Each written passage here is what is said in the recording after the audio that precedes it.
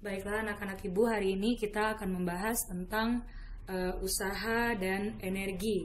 Oke, ini sebenarnya materi ini sudah pernah kalian pelajari waktu kalian berada di SMP kelas 8. Jadi kali ini ibu hanya mengingatkan kembali tentang usaha dan energi.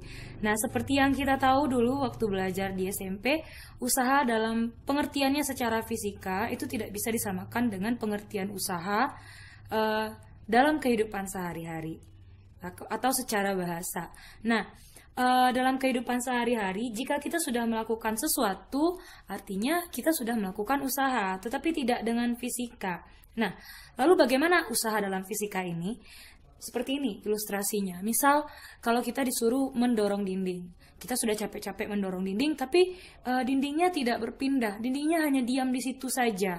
Nah, dalam kehidupan artinya kita sudah melakukan usaha, kita sudah berusaha mendorong dindingnya. Secara bahasa kita sudah berusaha mendorong dindingnya. Tapi karena dindingnya tidak berpindah, di fisika itu sama saja kita tidak melakukan usaha. Jadi apa syarat usaha dalam fisika? Usaha dalam fisika itu syaratnya jika bendanya tadi melakukan perpindahan. Nah, apa maksudnya berpindah? Ada perbedaan antara posisi awal dengan posisi akhir. Nah, kalau benda tersebut berpindah saat diberikan gaya kepada benda itu, maka baru benda itu dikatakan melakukan usaha. Nah, oke. Jadi yang namanya usaha dalam fisika itu adalah gaya yang diberikan pada benda yang menyebabkan atau sehingga menyebabkan benda tersebut berpindah tempat. Nah, oke. Di sini kita lihat secara matematis itu usaha dirumuskan dengan W. Jadi lambang usaha itu W sama dengan sigma F dikali S. Di sini perkaliannya adalah perkalian titik atau dot, perkalian titik dalam vektor. Nah, kita tahu kalau gaya ini kan dia besarannya besaran vektor. Perpindahan juga merupakan besaran vektor. Hasil perkalian titik dari dua buah besaran vektor itu akan menghasilkan besaran skalar. Nah, jadi usaha di sini itu dia termasuk besaran skalar. Jadi usaha itu dia tidak punya arah. Nah, apakah usaha bisa bernilai negatif? Bisa. Jika arah gayanya berlawanan arah dengan arah perpindahannya. Nah, jadi jika nanti sigma F-nya bernilai negatif, otomatis usahanya juga akan bernilai negatif. Nah, tapi negatif maksudnya di sini itu bukan arahnya, tapi hanya menunjukkan kalau gayanya itu berlawanan arah dengan arah perpindahan. Nah, jadi W itu usaha, satuannya Joule atau Newton kali meter. Sigma F itu adalah gaya yang bekerja pada benda dengan syarat gaya yang bekerja pada benda di sini yang kita masukkan ke sigma F adalah gaya yang sejajar dengan arah perpindahan. Apa maksudnya sejajar? Begini. Kalau misalkan benda itu berpindah pada arah mendatar, maka gaya yang kita pakai juga gaya mendatar. Jika benda tersebut bergeraknya pada arah vertikal, maka gaya yang kita pakai itu juga gaya yang berada di arah vertikal atau gaya vertikal. Nah, lalu apa itu delta S? Kadang di buku hanya dibikinkan S, tapi di sini untuk membedakan antara jarak dengan perpindahan, ibu bikin di sini delta S. Jadi delta S itu adalah perpindahan benda, sejauh berapa dia berpindah. Nah, itulah perpindahannya. Itulah yang dinamakan dengan delta S. Jadi perpindahan dia punya satuan dalam meter. Oke, kita lanjut ke contoh soal yang pertama. Untuk contoh soal yang pertama, sebuah kotak bermassa 10 kg berada di atas lantai licin, lalu ditarik dengan gaya F12 Newton yang membentuk sudut 30 derajat terhadap bidang horizontal, sehingga kotak berpindah sejauh 0,5 meter. Berapakah usaha yang dilakukan kotak tersebut?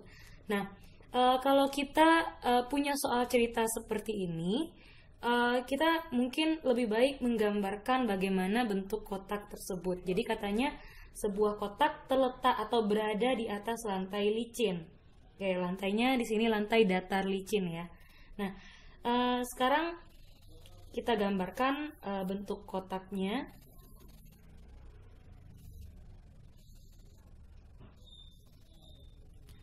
Oke, gambarkan bentuk kotaknya, katanya terletak di atas lantai licin. Katanya bekerja atau ditarik dengan gaya 12 Newton. Bu, gayanya kemana? Ke kiri 12 Newtonnya atau ke kanan? Nah, karena di sini nggak disebutnya kemana, kita boleh menggambarkan ke kiri atau ke kanannya, gaya yang 12 Newtonnya. Tapi membentuk sudut 30 derajat terhadap bidang horizontal. Berarti kita gambarkan gayanya. Kotaknya ditarik dengan gaya yang membentuk sudut sebesar 30 derajat terhadap bidang horizontal. Oke, jadi ini gaya F yang 12 Newton tadi. Nah, lalu katanya sehingga kotak berpindah sejauh 0,5 meter.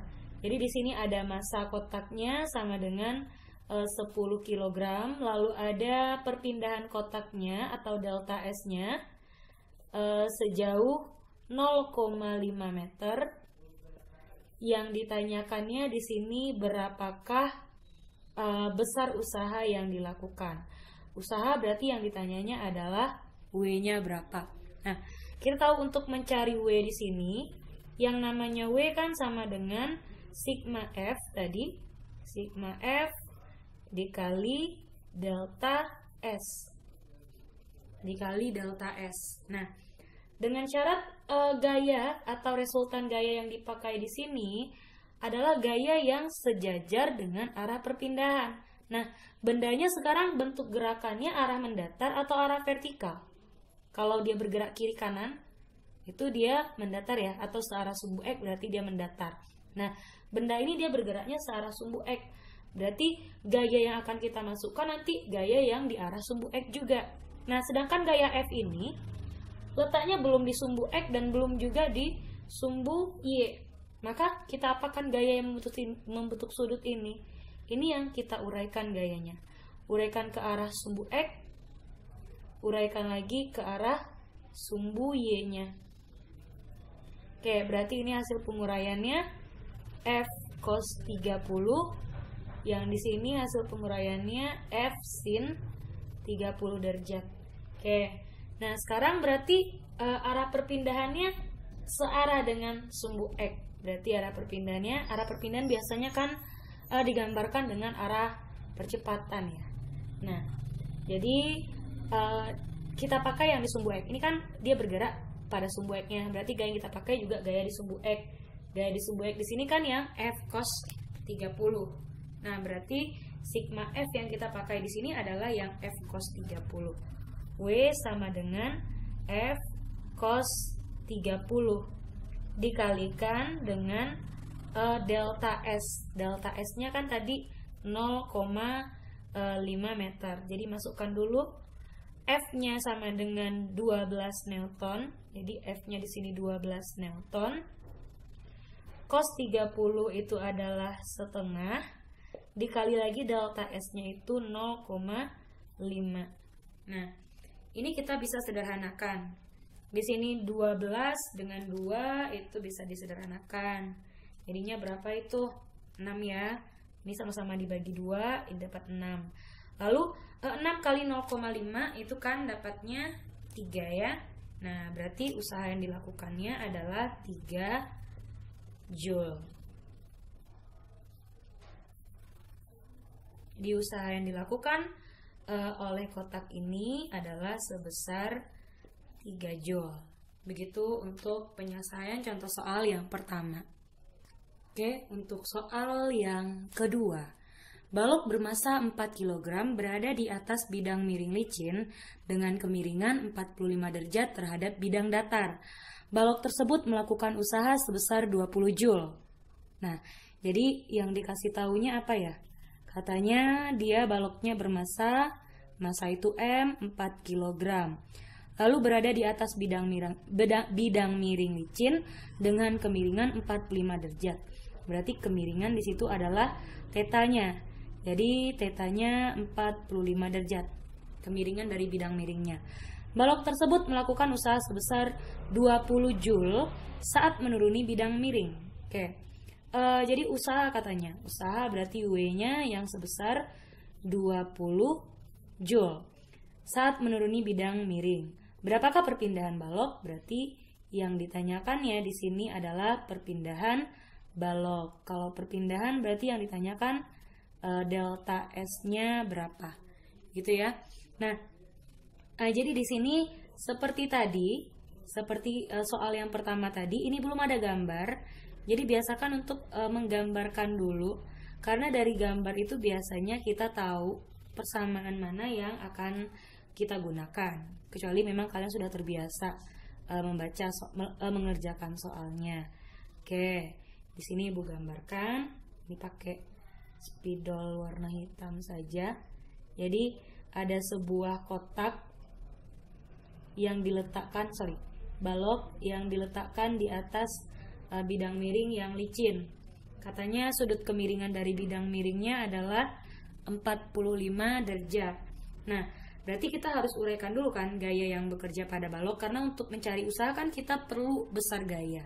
Oke, berarti kita uraikan di sini gayanya yang bekerja adalah gaya berat. Jadi bedakan ya. Ini W gaya berat yang M kali G, ya, M kali G. Lalu gaya berat ini kan dia kita uraikan dulu ke arah sumbu X-nya, uraikan lagi ke arah sumbu Y-nya. Kita uraikan lagi ke arah sumbu X-nya, uraikan ke arah sumbu Y-nya. Berarti sudut 45-nya kita dapat yang di sini. Sudut 45 seperti biasa. Oke. Berarti ini namanya kan W gaya berat W sin theta atau W sin 45, W sin 45 derajat. Sedangkan di sini berarti W cos 45 derajat. Seperti kita pelajari dulu waktu belajar menguraikan gaya.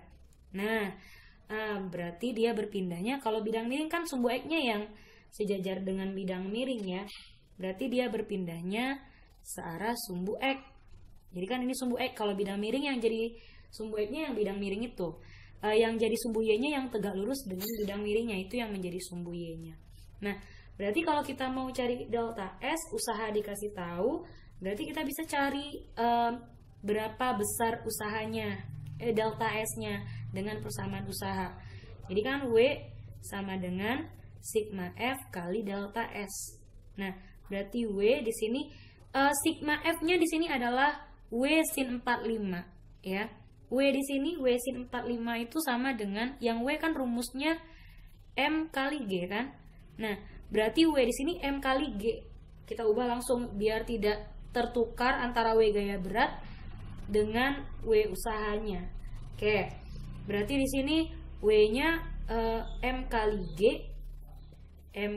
G sin 45 dikali dengan delta S. Berarti W sama dengan M-nya di situ adalah 4. G-nya 10, sin 45 itu setengah akar 2. Delta S-nya ditanyakan, W-nya dibilangnya di soal adalah 20 Joule. Oke. Nah, berarti kita sederhanakan dulu yang bisa disederhanakan. Di sini ada 10 dengan 2, ini tinggal 2. Lalu 4 dengan 20 jangan sampai dicoret ya, karena dilarang mencoret di situ secara matematikanya. Berarti di sini 20 sama dengan 8 akar 2 dikali delta S. Oke ya. Berarti untuk delta S-nya itu sama dengan 20 dibagi 8 akar 2. Oke, Ibu geser kameranya.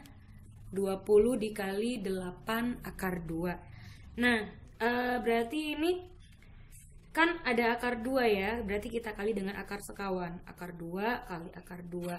Berarti 20 akar 2, 8. Akar 2 kali akar 2, 2. 2 kali 8, 16. Maka dia berpindahnya sejauh 20 per 16. Ini masih bisa disederhanakan lagi. Sama-sama kita bagi 4. Ini jadi 5. Bagi 4, ini 4. Berarti di sini 5 per 4 akar 2. 5 per 4 akar 2 meter. Nah, sejauh itulah perpindahan dari si baloknya. Oke, kita lanjut ke soal yang ketiga. Benda bermassa 5 kg diberikan gaya vertikal ke atas 75 Newton selama 4 sekon seperti pada gambar berikut. Nah, jadi ini kotaknya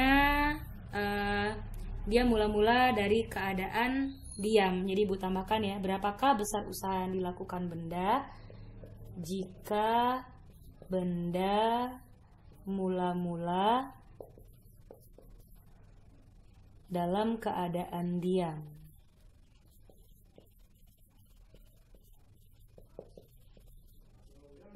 Oke, Ibu lanjut. Jadi katanya bendanya bermassa 5 kg, diberikan gaya vertikal ke atas sebesar 75 Newton selama 4 sekon. Berarti gambarnya seperti ini. Berapa besar usaha yang dilakukan oleh bendanya jika benda itu mula-mula dalam keadaan yang diam. Oke, berarti kalau kita gambarkan lagi itu si bendanya, kira-kira bentuknya kan seperti ini ya. Ini ada sebuah benda, lalu bekerja gaya F. Kalau dia diangkat ke atas, berarti percepatannya juga akan ke atas ya. Nah, gaya apa lagi yang ada selain gaya vertikalnya? Kita tahu kita harus menguraikan 4 gaya ya.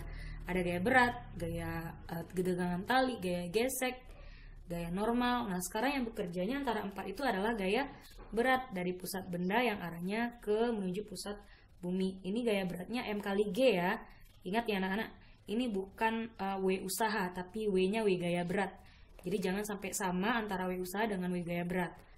Jadi W usaha itu W-nya W besar, W huruf besar. Sedangkan W gaya berat itu W-nya adalah W kecil. Ya, jadi Ibu bikinkan di sini yang W gaya berat biar menandakan ini M kali G. Nah, kalian di sini disuruh menentukan besar usaha yang dilakukan. Dengan massa bendanya katanya, massa bendanya sama dengan 5 kg, lalu gaya vertikal ke atasnya sama dengan 75 Newton dalam waktu 4 sekon. Waktu kan di situ adalah T. Nah, berarti kita di sini menentukan usahanya tetap pakai persamaan umum usaha tadi. Ya. Ini W-nya Ibu bikin W-nya ukurannya agak besar sedikit. Oke. Untuk W di sini W kan persamaannya sama dengan sigma F dikali delta S atau dikali S. Nah, berarti kita butuh dulu sigma F-nya. Berapa buah gaya yang bekerja pada benda? Bendanya berpindah secara vertikal. Ada berapa buah gaya vertikalnya yang sejajar dengan perpindahannya? Ada 2 kan? Ada F, ada gaya berat. Nah, berarti kedua gaya ini kita masukkan ke sigma F nanti. Jangan hanya F yang ini saja. Nah, delta S-nya berapa? Kita nggak tahu delta S-nya berapa. Berarti harus kita cari terlebih dahulu. Di sini ada waktu yang ditanya di sini adalah delta S. Artinya apa? Kita harus manfaatkan konsep gerak. Katanya dia bergerak vertikal ke atas tapi mula-mula dari keadaan diam. Kalau mula-mula dia dari keadaan diam ke keadaan yang bergerak itu kan sama dengan gerak lurus ya. Gerak lurus berubah beraturan dipercepat. Gitu kan? Nah, maka kita hubungkan delta S ini dengan GLBB. Ada berapa rumusnya? Yang ada persamaan S-nya kan ada 2. Ada yang VT kuadrat sama dengan V0 kuadrat ditambah 2A kali S. Ada yang S sama dengan V0T plus minus setengah AT kuadrat. Ada 2 persamaan ini ya. Nah, berarti mana yang bisa kita cari? Pakai persamaan yang VT kuadrat ini kita nggak bisa cari karena kita nggak tahu kecepatan akhirnya berapa. Berarti solusinya kita harus pakai persamaan yang keduanya. Persamaan yang kedua kan V0T plus minus setengah AT kuadrat. Kita cari dulu S-nya dari persamaan ini. Jadi cari dulu ya S-nya. Delta S sama dengan V0T. Karena dia mula-mula diam lalu bergerak, berarti kan GLBB-nya dipercepat. Ditambah setengah AT kuadrat. Gitu ya. Nah, kita lihat lagi nih. V0-nya sudah ada karena dia mula-mula diam. Jadi mula-mula diam berarti V0-nya sama dengan 0 karena dia dalam keadaan diam awalnya. Nah, T-nya sudah ada juga, berarti kita butuh mencari nilai A. Oke, tadi delta S-nya kita mau cari. Setelah itu kita cari lagi nilai A-nya. Untuk mencari nilai A-nya bagaimana? Kita kan sudah belajar gaya ya. kita udah belajar gaya. Jadi soalnya Ibu hapus sebentar biar bisa kita kerjakan. Oke. Nah, di sini kita cari dulu A-nya pakai hukum Newton. Kita kan punya sigma F sama dengan M kali A. Oke, sigma F sama dengan M kali A. Sebentar, Ibu geser dulu ke atas. Sigma F sama dengan M kali A. Nah, berarti lihat nih sigma F-nya yang sejajar dengan arah perpindahannya. Oke, karena kan percepatan atau percepatannya terletak pada arah vertikal, ya kan? Berarti gaya kita pakai juga gaya di arah vertikal, seperti kita belajar kemarin itu. Nah, berarti di sini yang searah dengan percepatan positif F. Yang berlawanan arah gayanya dengan arah percepatan berarti dikurang, sama dengan M kali A. Berarti kan ini F dikurang M kali G sama dengan M kali A. Berarti F dikurang M kali G. F-nya tadi ada ya? F-nya 75 Newton dikurang M. M-nya 5, G-nya, GG mana G-nya? G-nya 10 ya. Sama dengan M-nya 5 dikali A. Berarti di sini 75 dikurang 50 sama dengan 5 kali A. Berarti 75 kurang 50 kan? 25. 25 sama dengan 5 kali A. Berarti A-nya 25 per 5. Dapatnya berapa coba? 5 meter per sekon kuadrat. Gitu ya. Nah, apakah sampai di sini saja? Tidak, karena kita udah dapat A-nya. Kita harus cari lagi nih nilai delta S-nya. Oke, kita cari dulu nilai delta S-nya. Oke, untuk mencari nilai delta S-nya bagaimana? Berarti delta S sama dengan V0 kali T, karena dia dipercepat, GLBB dipercepat, ditambah setengah AT kuadrat. Oke, berarti masukkan nilai V0-nya karena dia mula-mula diam, delta S sama dengan V0-nya 0, dikali T-nya 4, ditambah setengah A. A-nya tadi kita dapatnya 5, kali T kuadratnya 4 dikuadratkan. Oke. Nah, baru kita bisa cari lagi. Ini kan 0 kali 4 itu sama dengan 0 ya. Ini setengah dengan 4 kuadrat, ini kan 16. Ini dicoret, tinggal di sini 16 bagi 2 berapa? 8. Oke, 8 kali 5 40 ya. Ini 0 ditambah 5 kali 8. 5 kali 8 40. Jadi delta S-nya adalah 40 meter. Udah dapat delta S-nya, apalagi yang kita kerjakan? Baru kita bisa cari usahanya berapa. Berarti W-nya sama dengan sigma F dikali delta S. Berarti sigma F-nya kita dapat tadi 75 kurang, atau kalau kalian ragu nih, Ibu jabarkan lagi. Sigma F-nya di sini F dikurang M kali G, gaya berat ya, dikali delta S. Berarti 75, M kali G-nya kan 5 kali 10 atau 50 ya tadi. Nah, dikali delta S. Delta S-nya kita dapat adalah 40. Di sini 25 kali 40 itu dapatnya adalah 1000 Joule. Jadi usaha yang dia lakukan sebesar 1000 Joule.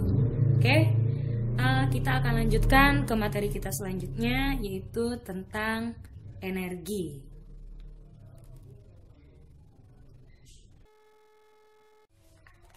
Kita masuk tentang energi.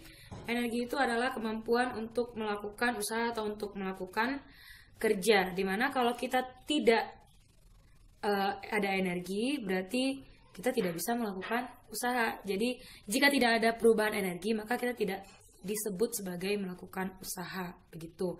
Nah, ada beberapa energi yang sudah dipelajari waktu SMP, ya. Ada beberapa bentuk perubahan energi.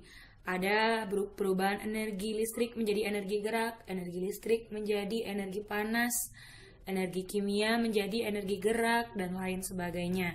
Nah, sesuai dengan hukum kekekalan energi, itu dibuktikan bahwa yang namanya energi itu tidak dapat diciptakan dan tidak dapat dimusnahkan, tapi energi itu hanya dapat dikonversi atau dapat diubah ke bentuk energi yang lain.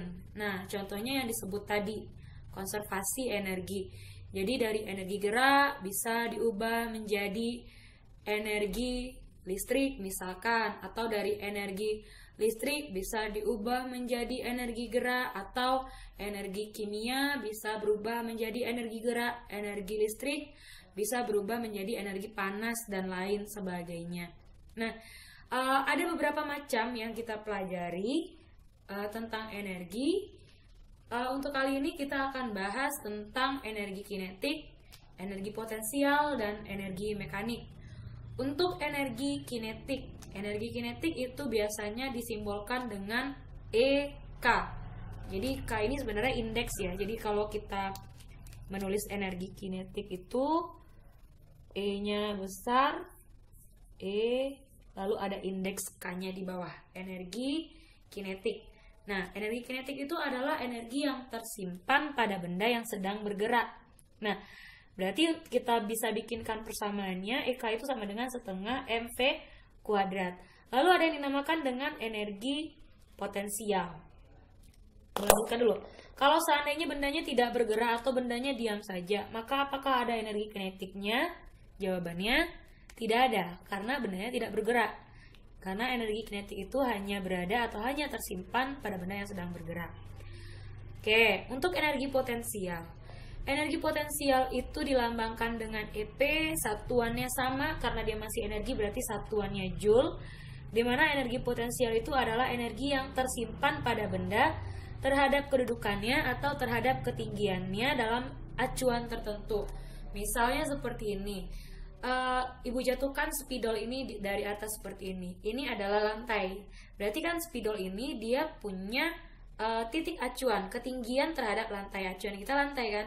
Nah, berarti kalau spidolnya ditanya berapa energi potensial spidol terhadap lantai, itu punya nilai EP-nya berapa, energi potensialnya berapa. Jadi energi potensial itu energi yang tersimpan pada benda terhadap kedudukan atau terhadap ketinggiannya dalam acuan tertentu.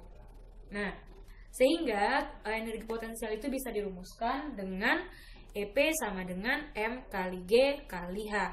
Nah, di mana di sini M-nya adalah massa, G-nya percepatan gravitasi, dan H itu adalah ketinggian benda terhadap titik acuan tertentu. Itu yang dinamakan dengan energi potensial. Next, kita lanjut ke energi mekanik. Untuk energi mekanik atau EM, itu yang ketiga, energi mekanik atau EM.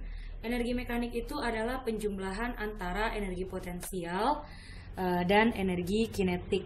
Nah, sehingga energi mekanik itu bisa dirumuskan dengan M sama dengan EP ditambah EK. Nah, untuk hukum kekekalan energi mekanik, di sini hukum kekekalan energi mekanik itu bunyinya jika tidak ada gaya luar yang bekerja pada benda, maka besar energi mekanik di setiap titik adalah konstan atau tetap. Jadi EM di posisi A misalkan sama dengan EM saat dia berada di posisi B. Contohnya seperti ini. Anggaplah ini sebuah rel roller coaster itu yang berbentuk terjal seperti ini, turunan terjal, lalu ada rel melingkarnya. Nah, itu kan setiap posisi berbeda-beda ya ketinggiannya. Antara titik A dengan titik B itu berbeda ketinggian. Titik C dengan titik E itu berbeda ketinggian. Nah, tapi kalau energi potensial di A pasti berubah dengan energi potensial di B, pasti beda, ya kan? Kecepatan di A pasti berbeda dengan kecepatan dia saat sampai di titik C, pasti berbeda. Nah, energi potensial dan energi kinetiknya berbeda-beda di masing-masing titik. Tapi yang sama itu adalah energi mekaniknya. Jadi kalau ditanya energi mekanik di A, itu akan sama juga dengan energi mekanik di titik B, walaupun mereka punya ketinggian yang berbeda atau kecepatan yang berbeda. energi mekanik di B juga sama dengan energi mekanik di C, juga sama dengan energi mekanik di D, dan juga sama dengan energi mekanik di titik E-nya. Jadi EMA sama dengan EMB, sama dengan EMC, sama dengan EMD, dan sama dengan EM di titik E. Nah, itulah bunyi hukum kekekalan energi mekanik jika tidak ada gaya luar yang mempengaruhi atau yang bekerja pada benda. Apa contohnya gaya luar? Misalkan, kalau tidak ada gaya luar berarti bidang ini, permukaan bidangnya, bidang yang dilewati benda ini licin. Nah, jadi kan tidak ada gaya gesek yang mempengaruhi, tidak ada gaya luar yang mempengaruhinya. Begitu. Biasanya ini dalam bidang licin, tapi asalkan dia tidak ada gaya luar mempengaruhi, walaupun ketinggiannya berbeda, kecepatannya berbeda, dia punya energi potensial di masing-masing titik berbeda atau energi kinetik di masing-masing titik berbeda, tapi energi mekaniknya di masing-masing titik ini di setiap ketinggian besarnya adalah sama. Nah, begitulah besar energi mekanik. Oke, kita lanjut poin terakhir di usaha dan energi, bab usaha dan energi, yaitu hubungan antar usaha dan energi. Tadi kan Ibu sudah jelaskan, usaha dan energi ini sebenarnya mereka saling membutuhkan. Dimana kalau kita ingin melakukan usaha, maka kita akan membutuhkan energi. Nah, jadi bisa didefinisikan sebagai usaha itu adalah perubahan energi. Nah, jadi bisa dirumuskan karena usaha sama dengan perubahan energi, usaha kan W. Perubahan energi, kalau ada perubahan berarti itu kan ada tanda delta ya di depannya. Berarti W sama dengan delta E. Nah, perubahan apa saja yang terjadi pada benda? Bisa saja nanti terjadinya perubahan kecepatan, atau bisa saja nanti terjadinya perubahan ketinggian. Nah, kalau terjadinya perubahan kecepatan, maka berarti ada perubahan energi kinetik. Jadi usahanya pasti sama dengan energi kinetik. Jadi kalau ada perubahan kecepatan ditanya usaha, berarti itu sama dengan perubahan energi kinetik. Nah, lalu jika benda itu dia yang berubah adalah ketinggiannya, dia mengalami perubahan ketinggian, maka yang terjadi di sini yang ditanya usahanya berapa, berarti usahanya sama dengan perubahan energi potensial. Nanti tinggal dimasukkan aja persamaan energi kinetik apa, energi potensial apa. Begitu. Kita coba masuk ke contoh soal selanjutnya. Oke, kita lihat contoh soal yang pertama. Sebuah bola bermassa 2 kg jatuh bebas dari posisi A seperti pada gambar. Oke, di sini dikasih tahu dari titik A sampai ke tanah itu adalah 6 meter. Ketika sampai di titik B, besar energi kinetik sama dengan 2 kali besar energi potensialnya. Berapakah ketinggian titik B dari tanah? Nah, jadi di sini yang diketahuinya, yang dikasih tahu adalah massa sebuah bolanya, massanya adalah 2 kg. Nah, dia jatuh bebas dari posisi A. Jadi ketinggian titik A-nya kan ini dia jatuh dari ketinggian 6 meter ya. Ketinggian titik A atau HA-nya adalah 6 meter.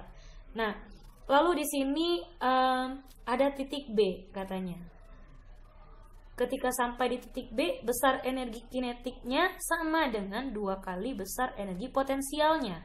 Berarti energi kinetik benda atau bola tersebut saat dia berada di titik B itu sama dengan besarnya sama dengan 2 kali dari energi potensialnya saat dia berada di titik B juga. Berapakah ketinggian titik B dari tanah? Oke, berarti yang ditanyakan adalah berapakah ketinggian titik B, H titik B ke tanah. Berarti HB-nya berapa? Itu yang ditanyakan di soalnya. Oke, kita akan bahas soal ini. Berarti kalau kita mengerjakan soal ini, kita lihat dulu, Bu, ini kan bisa Bu dikerjakan dengan menggunakan persamaan dari gerak jatuh bebas. Iya, bisa. Tapi ini juga bisa digunakan, kita menentukan atau mencari ini dengan persamaan perubahan energi mekanik atau hukum kekekalan energi mekanik gitu. Nah, apa syaratnya untuk energi mekanik? Lihat aja.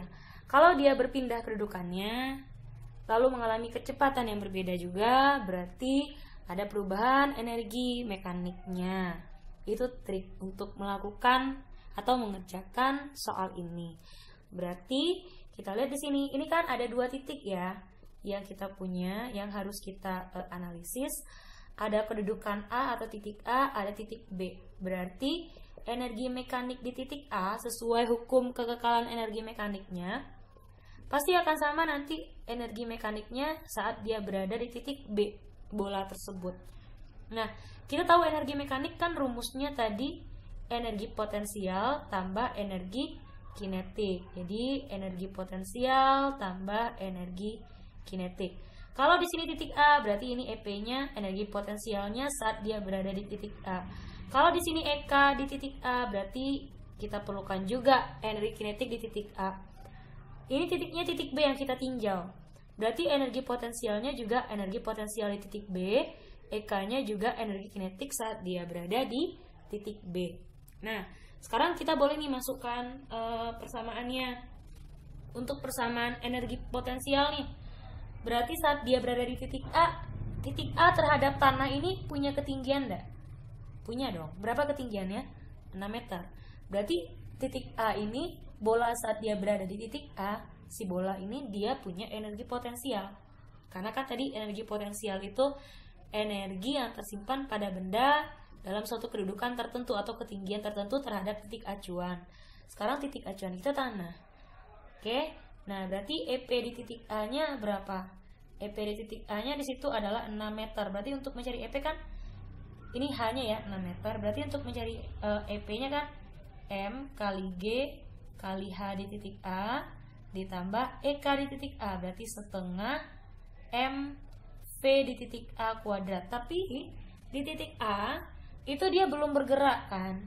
Dia baru dari keadaan diam sampai ke bergerak.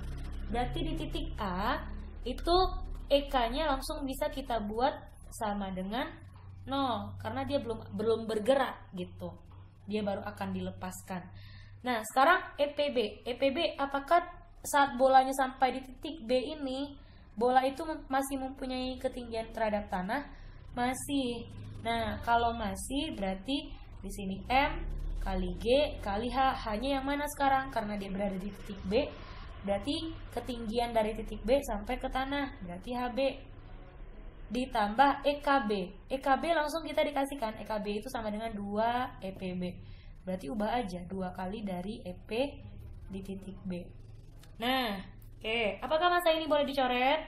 No, tidak boleh dicoret. Itu yang harus diingat. Ya, tidak boleh dicoret. Caranya gimana? Kita pindah ruaskan ini yang ada MGH dan MGH-nya. Berarti di sini M kali G, ini kan kali HA kurang M kali B kali HB ya. Berarti boleh nggak dikurang HB? Atau kalau ragu gini deh bikinnya. Nih, M dikali G atau masukkan langsung boleh deh. Kalau ragu M-nya 2, G-nya 10, HA-nya 6 sama dengan M kali G kali HB. M-nya di sini 6, G-nya 10, HB-nya ditanya ditambah 2 kali dari EPB. EPB apa? M kali G kali HB juga. Iya kan? Nah, atau kalau susah seperti ini gini deh. Gini. Kalau seandainya rasanya susah seperti ini. Ini M kali G kali HA sama dengan M kali G kali HB itu ditambah 2. EP kan rumusnya M kali G kali HB kan. Nah, berarti ini ada M di setiap ruasnya. Berarti M-nya kita boleh coret. Ini M. Oh, ada G di setiap sukunya. G boleh dicoret. Tinggal apa lagi di sini? Oke, kita lanjut. HA-nya berapa itu? HB tambah 2 kali HB. Berarti HA-nya sama dengan 3 kali dari HB. Oke. Berarti HA-nya kan udah dikasih tahu nih tadi 6. HB-nya 3 dikali HB-nya ditanya. Oke, berarti kalau kita mau cari HB-nya bagaimana? Kalau kita mau cari HB-nya, HB sama dengan, kita tinggal bagi aja. 6 dibagi 3 sama dengan 2 meter. Itu HB-nya. Oke ya guys, kita lanjut lagi ke soal yang nomor 2. Oke, kita coba lihat soal yang kedua. Untuk energi ya, ini contoh soal energi. Pemain ski meluncur dari ketinggian A seperti gambar berikut. Jadi ada gambar di sini, ibaratnya ini itu seperti arena ski ya, yang di perbukitan itu yang bergelombang-gelombang itu. Nah, jadi dia meluncur dari titik A sampai ke titik B. Katanya di sini titik A ini dari gambar kita lihat ketinggiannya adalah 50 meter, sedangkan titik B itu ketinggiannya adalah 10 meter saja. Jika pemain ski meluncur dari keadaan diam dan percepatan gravitasinya adalah 10 meter per sekon kuadrat, maka tentukan kecepatan pemain saat berada di posisi B. Oke, sekarang yang dikasih taunya apa dulu nih?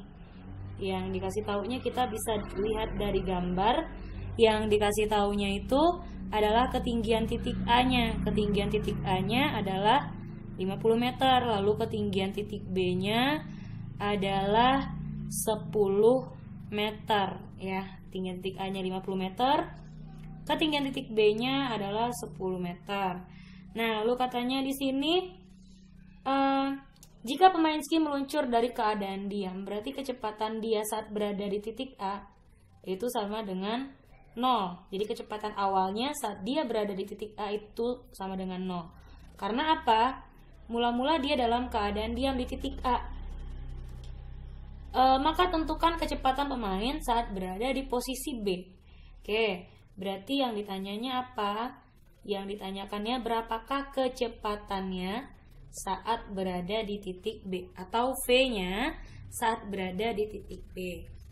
Oke, sekarang kita kerjakan soal ini. Sama seperti tadi sebenarnya, ini juga masih menggunakan hukum kekekalan energi mekanik. Kenapa? Karena ada perubahan nih ketinggiannya. Yang pertama, itu syaratnya. Yang kedua apa? Tidak ada gaya luar yang mempengaruhinya. Yang ketiga apa? Yang ketiga, kecepatannya dari titik A ke titik B kan juga berbeda. Nah, makanya kita lebih gampangnya lagi, kita bisa tentukan dengan hukum kekekalan energi mekanik. Seperti itu. Nah, jadi kita ambil seperti tadi. Ini kan ada 2 titik yang akan kita lihat ya, yang akan kita tinjau titiknya, yang akan kita analisis titiknya. Berarti energi mekanik di titik A itu, energi mekanik saat dia berada di titik A itu besarnya sama dengan energi mekanik saat dia berada di titik B. Ya, itu sama saja energi mekaniknya, sama seperti soal yang tadi. Nah, oke, berarti energi mekanik saat dia berada di titik A kan kita bisa cari ya. EMA itu kan EP ditambah EK. Kalau di sini titik A, EP-nya EPA, EK-nya juga EKA. Lalu energi mekanik di titik B berarti EP lagi ditambah EK. Berarti kalau ini titik B, EP-nya di titik B, EK-nya di titik B. Nah, untuk EP kan persamaannya M kali G kali H ya tadi ya. Titik A punya ketinggian enggak terhadap tanah? Punya, ya kan? Sekarang acuan kita tanah aja biar seragam dia. Oke. Berarti energi potensial di titik A-nya bagaimana? M kali G kali H-nya HA. Ya nggak sih? Ditambah, di saat di titik A kecepatannya 0. Apakah ada energi kinetiknya saat dia di titik A sedangkan dia belum bergerak? Tidak ada dong. Karena energi kinetik itu dia dipengaruhi oleh benda yang bergerak. Tersimpan pada benda yang bergeraknya. Oke. Jadi di sini EKA-nya 0 sama dengan energi potensial saat dia berada di titik B. Oke, berarti di sini M kali G kali HB ditambah. Apakah dia punya kecepatan? Iyalah, punya kecepatan di titik B kan, kecepatan di titik B-nya ditanya nih. Berarti setengah MV di titik B kuadratkan. Oke ya. Nah, berarti kan di sini ada M nih. Ini ada M. Kita boleh coret M-nya di semua suku. G-nya nggak boleh dicoret karena ini nggak ada G-nya. Jadi kalau ada G-nya di setiap posisi baru kita bisa bagi dengan G. Oke, berarti ini gimana nih jadinya? G dikali HA, G kali HA sama dengan G kali HB ditambah setengah VB kuadrat. VB kuadrat. Oke. G di sini G-nya berapa itu? G-nya 10 katanya. HA-nya 50. Sama dengan G-nya di sini 10, HB-nya adalah 10. Ditambah setengah VB-nya ditanyakan. Oke. Berarti itu gimana caranya lagi? Ini dikali ya. Ini 500. 10 kali 10 100 tambah setengah VB kuadrat. Oke ya. Nah, ini dikurangi nih, pindah ruas. Atau setengah VB-nya kita pindah ruas juga boleh. Ini pindah ruas aja dulu. 500 kurang 100 itu sama dengan setengah VB kuadrat. Gitu ya. Oke, berarti di sini 500 kurang 100 berapa? 400. Oke, sama dengan setengah VB kuadrat. VB kuadrat. Ini kali silang kan hukumnya. Berarti ini 800 sama dengan VB atau VB kuadrat sama dengan 800. Berarti VB-nya sama dengan akar 800. Akar 800 itu berapa? Boleh kalian ubah. Jadinya akar 800 ini 400 kali 2 kan? Nah, berarti akar 400 itu berapa? Akar 400 kan 20 ya. Kalau nggak ngerti dipecah dulu. Nah, gitu. Berarti akar 400 kan 20. Tinggal dalamnya akar 2. Jadi satuannya dalam meter per sekon. Oke, gitu cara menjawab soalnya. Oke ya, paham? Oke guys, paham ya? Semoga bisa dipahami. Oke, kita lanjutkan ke soal yang ketiga. Nah, soal yang ketiga ini sebuah bola mula-mula diam dilepas dari titik A setinggi 2R. Ini setinggi 3R ya. Setinggi 3R melalui bidang AB yang disambung dengan lintasan berbentuk lingkaran vertikal yang licin. Ini lingkaran vertikal yang licin dengan jari-jari R seperti pada gambar berikut. Berapakah kecepatan bola di titik C?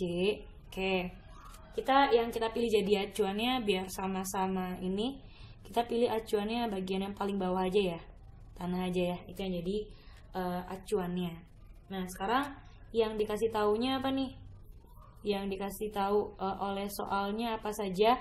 Katanya bolanya dari ketinggiannya di titik A, HA-nya sama dengan 3R. Lalu ketinggian bola dari titik C ini ke sini berapa nih ketinggiannya? Kalau jari-jari bolanya R, berarti ini ke sini kan sama dengan jari-jari bola ya. Berarti ketinggian di C juga sama dengan jari-jari bola lagi. Jari-jari lintasan ya, sama dengan jari-jari lintasannya. Berarti sama dengan R. Yang ditanyakan di sini berapakah kecepatan bola saat di titik C? Masih sama dengan yang tadi. Ya, masih sama dengan yang tadi. Bedanya mungkin ini nggak ada angkanya loh Bu. Ini gimana ceritanya kalau nggak ada angka?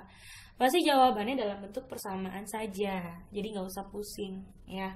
Nah, yang ditanyakan di sini adalah berapakah kecepatan saat dia berada di titik C. Berarti acuan kita yang pertama titik A terhadap tanah dan titik C terhadap tanah. Sebenarnya bisa sih diambil dari A ke titik C, acuannya dari A ke C ya, tapi ini untuk memantapkan konsep lah ya, untuk hukum kekekalan energi mekanik, jadi kita pakai dari dasar dulu deh. Oke, jawab. Coba ya. Berarti cara kita kerjakannya bagaimana? Kan kita perlu tinjau titik A dan titik C nih. Berarti energi mekanik di titik A itu sama besarnya dengan energi mekanik saat dia berada di titik C. Ya enggak sih? Oke. Nah, berarti sekarang energi mekanik saat dia berada di titik A itu kan EP di titik A tambah EK saat dia berada di titik A. Energi mekanik saat di titik C itu berarti EP di titik C ditambah EK saat dia berada di titik C. Nah, oke, sekarang kita lihat EP di titik A nya berapa. Dia bilang kan di A mula-mula diam bendanya. Berarti EK di titik A nya sama dengan 0. Ini V di titik A nya kan sama dengan 0 karena dia gimana? Diam. Berarti energi potensial di titik A kan rumusnya MGH gitu ya.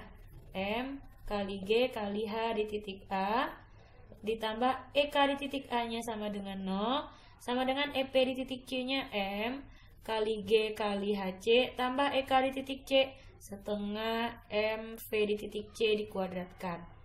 Oke, ini setiap suku masih ada M lagi nih. Jadi M nya boleh kita musnahkan dulu, sederhanakan atau sama-sama dibagi M itu maksudnya. Berarti ini G dikali HA sama dengan G dikali HC ditambah setengah VC kuadrat. Oke, nah ini gimana caranya Bu? Ngerjainnya nggak ada angkanya, cuma huruf semua. Ya udah, kita bikin dalam persamaan saja. Ya, kita bikin dalam persamaan. Berarti ini GHA sama dengan GHC-nya yang ada GH-GH ini, yang bentuknya sama ini, kita pindah ruaskan. Berarti G kali HA dikurang G kali HC sama dengan setengah VC kuadrat gitu gak sih? Nah, berarti ini kan G-nya kita keluarkan boleh ya? G atau kita kalikan dulu juga boleh, kali HA kurang HC sama dengan setengah VC kuadrat. Kita kan mau cari V di titik C nya berapa, berarti ini kali silang lagi nih ya. Ini kita kali silang. Berarti gimana cara mengali silangnya? Kita ganti dulu deh ini G nya, HA nya berapa itu? HA nya 3R, HC nya R sama dengan setengah dikali VC kuadrat, gitu kan? Oke, berarti ini kita kalikan lagi G 3R kurang R jadinya berapa? 2R ya, 2R sama dengan setengah VC kuadrat. Oke, kita sambung, tenang aja. Berarti ini untuk mencari VC nya bagaimana? Berarti untuk VC nya ini kan kali ya, kali sini. Berarti ini dulu 2 dikali 2 kali G kali 2R. Berarti ini kan jadinya 4 kali G kali R sama dengan VC kuadrat. Berarti VC nya saja sama dengan akar dari 4 kali G kali R gitu ya. Berarti VC nya sama dengan akar 4 berapa? 2. Tinggal di dalamnya akar G R, satuannya dalam meter per sekon. Jadi nggak usah risau ya anak-anak ibu, ini bisa dalam persamaan saja. Biasanya kalau soal UN sih dalam bentuknya persamaan seperti ini aja. Oke ya, kita lanjut lagi ke soal yang keempat. Oke, kita lihat soal yang terakhir dalam bab usaha dan energi. Sebenarnya masih banyak aplikasi lagi soal lain, tapi nanti Bu jadikan latihan saja. Oke, sebuah benda bermasa 2 kg mula-mula bergerak dengan kecepatan 72 km per jam. Berarti di sini yang dikasih tahu kan kecepatannya, masanya dulu ya, masanya 2 kg. Lalu mula-mula bergerak dengan kecepatan, berarti kecepatan mula-mula, kecepatan awal atau V1, V2 boleh, V1 atau V0 tuh lambangnya kalian aja sih ya. Berarti ini P1-nya kecepatan mula-mulanya 72 km per jam. 72 km per jam itu sama dengan 20 meter per sekon.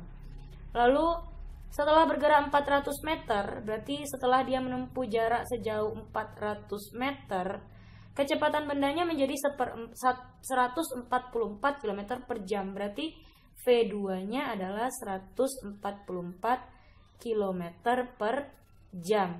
Ini dijadikan meter per sekon dulu, biar satuan internasional, jadinya 40 meter per sekon.